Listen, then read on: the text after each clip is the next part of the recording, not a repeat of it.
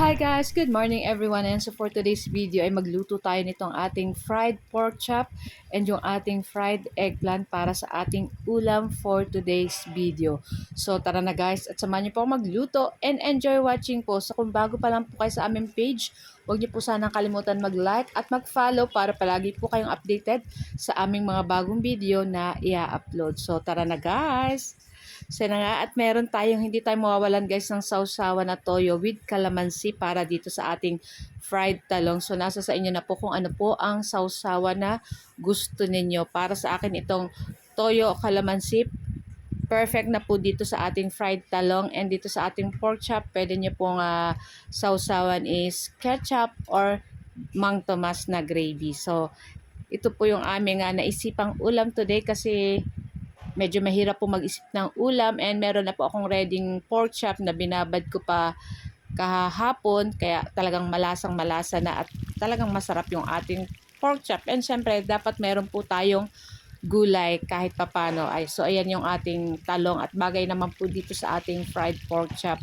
So yan at pipitusin lang natin itong ating eggplant guys hanggang mag golden brown ng katulad ng ganito. At pag ganito po yan, ayan, pwede na natin yan dyan guys ahunin, and pagkatapos isunod na rin natin dyan yung ating pork chop. So hindi ko na papaltan yung ating kawali at talong lang naman yung ating pinirito. So ayan yung ating pork chop dyan guys. So binabad ko lang yung ating pork chop sa kalamansi, toyo, liquid seasoning, paminta, saka may kalamansi. Ayan, kaya talagang nanuot na yung lasa dyan sa ating pork chop.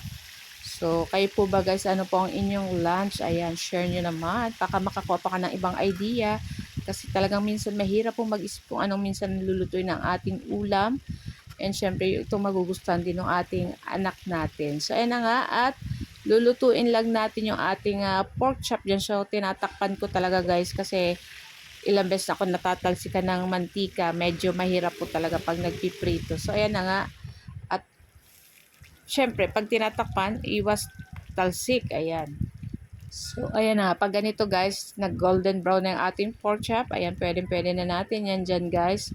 Ahunin. Kung ayaw nyo guys magtalsik, pwede siguro nyo i-coat ng harina yung ating pork chop para hindi ganun katalamsik. Ako kaya guys, naubusan ng harina kaya, ayan. So, tiis-tiis lang. Charot. Pero syempre, masarap naman po yung ganitong ulam talaga.